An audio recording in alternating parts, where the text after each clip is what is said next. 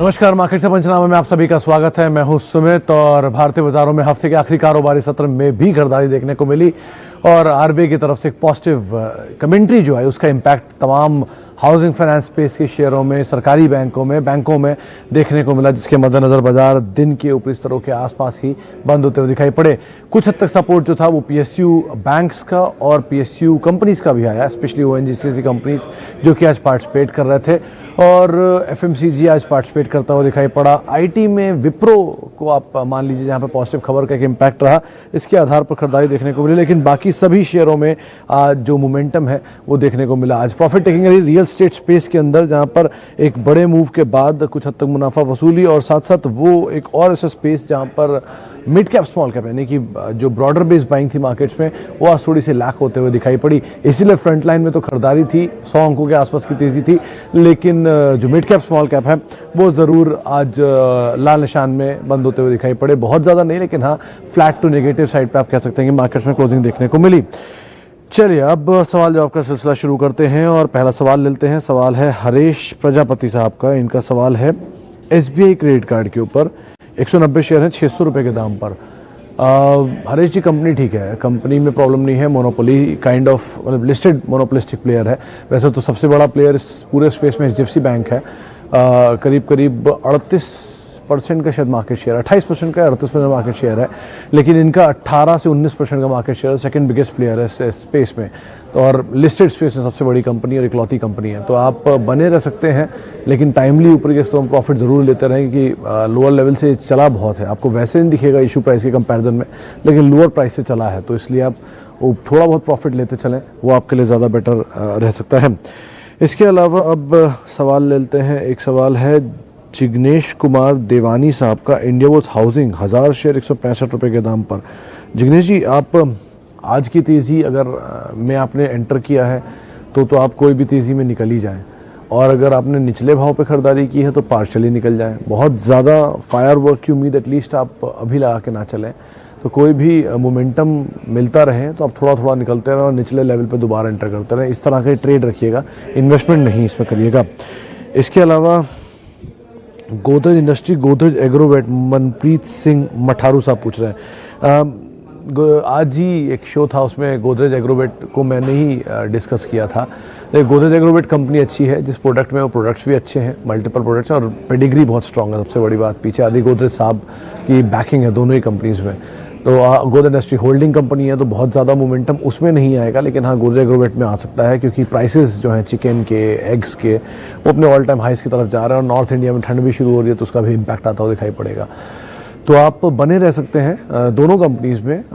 Time frame दीजिए medium to long term, तो भी कोई दिक्कत नहीं है, लेकिन अगेन ऊपर के लेवल पे आपको 30-40% प्रॉफिट मिले तो आप निकलते रहिएगा, वो ज़्यादा बेटर रहेगा। इसके अलावा बायोकॉन 500 शेयर 431। अनवर साहब, कोई दिक्कत नहीं है इस कंपनी में, आपने लंबी अवधि का नज़रिया रखा है तो भी कोई दिक्कत नहीं है, आप इसमें टाइम फ्रेम दीजिए। बहुत बड़ी वेल्थ क्रिएट कर चुका है तो थोड़ा कूल ऑफ ज़रूर हो सकता है, लेकिन ऐसा नहीं है कि कंपनी बुरी है। कोई भी गिरावट आती है यहाँ से हाफ पर भी अगर आपको मिलता है तो भी आप घबराएं नहीं, इसमें ऐड कर सकते हैं। इस तरह की सिचुएशन है इसकी। यूटीआई आईपीओ पर व्यू ग्रे मार्केट में, सनी सूद साहब, सिचुएशन ठीक नहीं है ये आप एटलीस्ट मान के चलिए, क्योंकि इनके आईपीओ को भी बहुत ही ठंडा रिस्पांस रहा था। बड़ा आईपीओ था तो थोड़ा धीमे होना ही था, और जो अलॉटमेंट है या फिर जो सब्सक्रिप्शन के आंकड़े थे वो भी ढीले थे, तो उम्मीद यही मानी जा रही है बाजार में कि शायद थोड़ा कमज़ोर साइड पे ही लिस्टिंग होते हुए दिखाई पड़े। मंडे को लिस्टिंग है तो आप नज़र रखिएगा। मज़गांव की बेटर साइड पे हो सकती है, इसकी थोड़ी कमज़ोर साइड पे हो सकती है, इस लिहाज से आप इसे देखिएगा। इसके अलावा Solara active at current rate, Neeral Chauhan साहब, हाँ आप खरीदारी कर सकते हैं सोलारा एक्टिव में। आज एक झटका दिया था नीचे का, करीब 1149-48 तक गया था ये शेयर, और झटका मिलता है तो आप खरीदारी कर सकते हैं, लेकिन खरीदारी कोई भी करिएगा तो आप ऐसे करिएगा कि वो पार्शियल बाय हो। अगर आपका एपेटाइट 100 शेयर का है तो आप 10-20 के लॉट्स में 5 हिस्से बना लीजिए और धीरे धीरे हर बड़े फॉल के बाद इसमें एक्यूमुलेशन करते चलिए। इस तरह का फिलहाल तो सिचुएशन दिखाई पड़ रहा है नंबर्स के आधार पर, आगे की स्थिति आगे के नंबर से पता चलेगी, लेकिन फिलहाल तो इस तरह की सिचुएशन आप बना सकते हैं इसके साथ। इसके अलावा एक आईआरसीटीसी पे सवाल है, 1395 रुपये पे नितिन अरोड़ा ने खरीद रखा है। नितिन जी, आईआरसीटीसी कंपनी बुरी नहीं है, लेकिन वही एक प्रॉब्लम कि जैसे जैसे तेज़ी आएगी, जैसे जैसे नंबर आएंगे ऊपर की तरफ, हमेशा स्टेक सेल का एक जो रिस्क है वो हमेशा रहेगा इसके ऊपर। आप कोल इंडिया को देखिए, 420 रुपये तक का हाई बनाया, वहाँ पे स्टेक सेल हुआ, 395 पे हुआ, 330 पे हुआ, और होते होते होते होते आज इसकी स्थिति आपके सामने।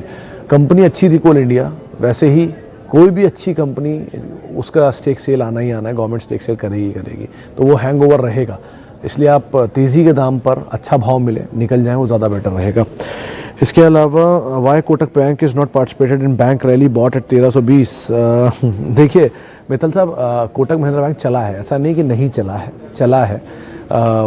इस साल के बेस्ट आउट परफॉर्मर्स में इसका नाम आता है। अगर आप किसी प्राइवेट बैंक को देखेंगे तो इसका नाम शायद सबसे ऊपर या दूसरे नंबर पे आता है लोअर लेवल से चलने वालों में। मार्च से लोज से अब तक करीब 100% के आसपास चल चुका है, तो ऐसा नहीं है नहीं चला है। वो बात अलग है कि आपने खरीदारी थोड़ी ऊपर के लेवल पे की है, इसलिए आपको लग रहा है कि शायद नहीं चला है। बैंक अच्छा है, समय दीजिए, चल सकता है और भी, लेकिन मीडियम टू शॉर्ट टर्म कोई हिसाब किताब इसके बारे में नहीं कहा जा सकता। लंबी अवधि के लिए आप जरूर बने रहिए, कोई ऐसी दिक्कत नहीं है इस बैंक के साथ। अच्छा जी, आगे बढ़ते हैं। एक बंधन बैंक के ऊपर सुरेश माली साहब का सवाल है। देखिए, बंधन बैंक पे कल एक रिपोर्ट आई थी और 400 रुपये के टारगेट उन्होंने दिए थे। उनका ये कहना है कि जिस तरह का एक्विजिशन इन्होंने किया है, या जो हाउसिंग फाइनेंस स्पेस में, अफोर्डेबल स्पेस में जा रहे हैं, वो इस बैंक के लिए काफ़ी बेहतर है, और छोटे टिकट साइज़ के हाई यील्ड वाले प्रोडक्ट्स में डील कर रहे हैं, तो आप बने रह सकते हैं। लेकिन यहाँ भी आप बहुत बड़े फायरवर्क की उम्मीद ना रखें। 20% 30% गेन आए आप लेकर निकल सकते हैं। लॉन्ग टर्म के लिए HDFC bank, ICICI bank, axis bank, एक कोटक महिंद्रा बैंक, ये सब बैंक्स के ऊपर आप फिर भी रिलाय कर सकते हैं। लेकिन आप इसको एटलीस्ट मीडियम टर्म के लिए आप एटलीस्ट कैप्चर करके चल सकते हैं। चलिए जी, आईटीसी कब चलेगा, श्रीकांत राउत साहब पूछ रहे हैं। राउत साहब, इसका सवाल का जवाब देना लगभग इम्पॉसिबल हो चुका है आज की डेट में। एनीवेज, लेकिन आईटीसी में अगर आप पिछले 2 डिकेड यानी 20 साल या 1 डिकेड यानी 10 साल के अगर आंकड़े देखेंगे तो आपको आईटीसी में कुछ दिखेगा। लेकिन अगर आप वैसे सोच रहे हैं कि 6 महीने में ये डबल हो जाए या बहुत सी वैल्यू है 150 रुपये, इसलिए 1771 करोड़ शेयर हैं इसके बाजार में, तो आप अंदाज़ा लगा लीजिए 1771 करोड़ शेयर कितने होते हैं। उतने शेयरों को लेकर चलना आसान नहीं है ना आईटीसी के लिए, इसीलिए आईटीसी शायद नहीं चल पाता है। तो फ्लोट बाजार में भर भर के है, तो हर दूसरे आदमी के पास तो आईटीसी है, तो कहाँ से चलेगा। इसलिए थोड़ा समय लेगा, लेकिन तब तक आप इसके डिविडेंड को एंजॉय करिए। अब जल्दी गेन में अगर आप पढ़ना चाहते हैं या आपको लगता है कि नहीं इतना पेशेंस नहीं है, तो एफएमसीजी म्यूचुअल बहुत बेटर विकल्प है, आप उसको देख सकते हैं, अच्छी फेयरली वैल्यू पर भी है। अच्छा जी, आगे बढ़ते हैं। आनंद साहब पूछ रहे हैं कि टाइटन में क्या किया जाए, 890 में खरीदारी है। आनंद जी, बहुत अच्छी कंपनी, बहुत अच्छे दाम पे आपने खरीदारी की है। लास्ट टाइम ऐसा दाम आया था जब लॉकडाउन की स्थिति आई थी। अभी अगर आप मीडियम टर्म के इन्वेस्टर हैं तो आप प्रॉफिट लेकर निकल सकते हैं। अगर आप लॉन्ग टर्म के इन्वेस्टर हैं तो आप वेट कर सकते हैं, नीचे आपको दोबारा वो दाम मिले तो आप फर्दर ऐड कर सकते हैं। इस तरह की स्थिति इस कंपनी के साथ है। कंपनी में बुराई नहीं है, भाव में बुराई नहीं है, दोबारा नीचे वो भाव मिले तो आप ज़रूर एंटर करिएगा। इसके अलावा एक सवाल और लेते हैं ट्राइडेंट पे। मनोज कुमार देका साहब पूछ रहे हैं। मनोज जी, ट्राइडेंट 7 रुपये 70 पैसे वाला शेयर, अगर आप उसकी बात कर रहे हैं, जो कंपनी टेक्सटाइल में सप्लाईज करती हैं, विंबलडन जैसे प्लेयर्स को भी सप्लाई कर चुकी हैं, पहले जेसी पेनी इनके कस्टमर होते थे। थोड़ा फ्लोट बढ़ गया है, पहले 60-70 रुपये का दाम होता था, स्प्लिट के बाद थोड़ा सा फ्लोट बढ़ गया है, तो अभी तो पेनी कैटेगरी में आता है। लेकिन हाँ ठीक है, कंपनी में बुराई नहीं है, पंजाब की आई थिंक ये कंपनी है। लेकिन वही प्रॉब्लम है कि थोड़ा, क्योंकि अब 6 रुपये का दाम 7 रुपये का दाम है, तो पंटर एक्टिविटी ज़्यादा एक्टिव हो गई है। आप उस हिसाब से अगर ट्रेड करना चाहते हैं तो बात अलग है, लेकिन इन्वेस्टमेंट डालकर मल्टीबैगर के बनने आने के लिए इससे अच्छे विकल्प हैं, आप उनको देख सकते हैं। अच्छा जी, आगे बढ़ते हैं। यस बैंक का सवाल एज यूजुअल एक आया हुआ है फिर से 36 रुपये के दाम पर। जितेंद्र जी का सवाल है। जितेंद्र जी, यस बैंक आपने खरीदारी जहाँ हुई है वहाँ से आधा और उससे भी नीचे आ चुका है, और शायद आपको तो अब वो फ्री वो वाला चक्कर भी होगा जो लॉक हो जाते हैं शेयर, उसमें आपके शेयर होंगे। अगर ऐसा है तो आपके पास ऑप्शन नहीं है, फिर तो बने रहिए। लेकिन अगर ऐसा नहीं है तो इसमें या किसी भी कंपनी में अगर आप इन्वेस्ट करते हैं तो सिर्फ 3 चीज़ों का ध्यान रखिए। पहला, उसके नंबर ऐसे होने चाहिए जो कंसिस्टेंट हो और अच्छे हों। कंसिस्टेंटली ग्रो करने वाली कंपनी में पैसा डालिए। जिसके साथ अनसर्टेनिटी है उसके शेयर प्राइस में पैसा डाल के आपको अनसर्टेनिटी ही मिलेगी। तो आप बेटर यही है कि अच्छी कंपनी में पैसा डालिए। एवरेज कर सकते हैं, लेकिन एवरेज करने के बाद बहुत ज़्यादा तेज़ी अभी नहीं दिखेगी। थोड़ा सिचुएशंस इनको ठीक करनी होगी, थोड़ा काम करना होगा, उसके बाद चलेगा। तो आप नया पैसा डालना चाहते हैं तो थोड़ा वेट कर लें, बाज़ार में कुछ भी फॉल आए वहाँ पे एंटर करें, वो ज़्यादा बेटर ऑप्शन हो सकता है एटलीस्ट सन फार्मा जैसे शेयरों के लिए। अच्छा जी, आगे बढ़ते हैं। जैन अभिषेक साहब पूछ रहे हैं ONGC में क्या करें। ONGC में सर अभिषेक साहब कंपनी अच्छी है, स्ट्रॉन्ग एसेट क्वालिटी रखती है, नंबर्स भी ठीक हैं। 2 क्वार्टर के लास्ट के नंबर्स थोड़े ढीले पड़े थे लेकिन वैसे नंबर्स ठीक थे। असेट वाइज अच्छा है, डिविडेंड पे ऑफ भी है, लेकिन हमेशा एक ओवरहैंग स्टेक सेल का ऊपर रहता है ये सरकारी कंपनी में, तो वो हो सकता है। बाकी क्रूड के प्राइसेस पे इम्पैक्ट करता है। यहाँ से बहुत कुछ अब खोने के लिए तो नहीं है, एटलीस्ट पाने के लिए भी हाँ बहुत कुछ नहीं है, लेकिन खोने के लिए बहुत कुछ नहीं है, तो आप बने रह सकते हैं। बहुत ज़्यादा तेज़ी की उम्मीद ना रखें, लेकिन ठीक ठाक मिले तो आप निकल सकते हैं। अच्छा, आगे बढ़ते हैं और बहुत सारे सवाल हो गए। एक सवाल है अक्षय मित्तल साहब का कि आरती इंडस्ट्री और Atul limited going down why. अरे इतनी बड़ी रनअप भी तो देखिए सर अक्षय जी, आरती इंडस्ट्री का रनअप आपने क्या कमज़ोर समझा हुआ है? इतना बड़ा रनअप है, आप जरा 6 महीने के चार्ट उठा के देखिए, या अतुल का भी चार्ट उठा के देखिए। 5,000 रुपये के दाम पर शेयर अगर पहुंच गया है करीब 1500-1800 से चलते हुए, तो कहीं तो जाके कूल ऑफ होगा, हो रहा है, थोड़ा ब्रीदर ले रहा है। कंपनी बुरी नहीं है, आप कभी हिस्ट्री में पढ़ेंगे तो शायद इंडिया की पहली लिकर कंपनी के तौर पे पहली अल्कोहल वाली कंपनी आपको आरती इंडस्ट्रीज ही मिलेगी। एक बहुत ही स्ट्रॉन्ग जनसेट बनाते थे उस ज़माने में बायोफ्यूल का, करीब 1960s में, और वो भी इसलिए बंद करना पड़ा कि गुजरात में लिकर बैन था इसलिए। लेकिन अदरवाइज कंपनीज दोनों बहुत अच्छी हैं, हिस्ट्री पढ़ के देखिए इनकी और समय दीजिए, आपको दाम मिलेगा भी। नीचे के दाम पे आप एवरेज भी कर सकते हैं, कोई दिक्कत नहीं है, लेकिन थोड़ा रीजनेबल दाम, ये नहीं कि 100 रुपये नीचे कर लिया आपने एवरेज, थोड़ा रीजनेबल आपको कॉस्ट मिले तो आप वहाँ पे एवरेज भी कर सकते हैं। अच्छा, आगे बढ़ते हैं, बहुत सारे सवाल हो गए। अब L&T 910 क्या किया जाए, नवीन शुक्ला साहब पूछ रहे हैं। शुक्ला साहब, L&T पे ब्रोकरेज हाउस की रिपोर्ट थी, आज ही एक शायद रिपोर्ट आई थी मैक्वेरी की, इसीलिए चला भी आज। उन्होंने तो टारगेट्स के ऊपर के दिए हैं और बाय रेटिंग ही दी है।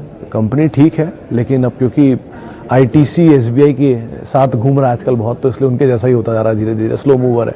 थोड़ा आप समय दीजिए और एक्यूमुलेट करिए, ये बहुत अच्छे स्टॉक है, एक लंबे टाइम के लिए आपको होल्ड करने पड़ सकते हैं, लेकिन कंपनी में बुराई सच फिलहाल नहीं दिखाई पड़ रही है, आप उस हिसाब से इसको देख सकते हैं।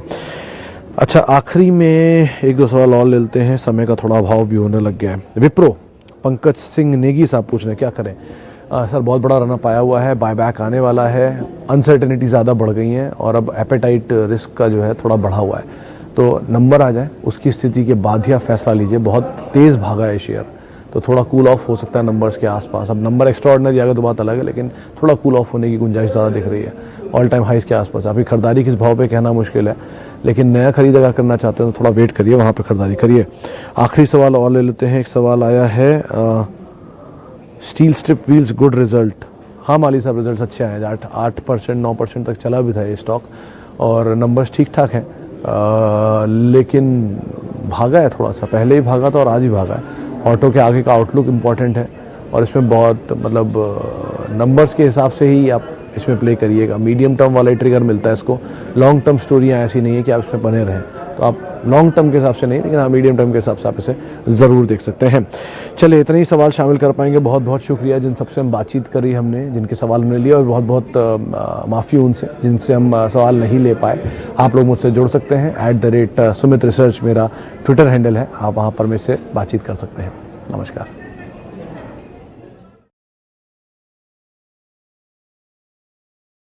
फ्रेंड्स, मिलते हैं अगले वीडियो के अंदर, जब तक के लिए गुड बाय।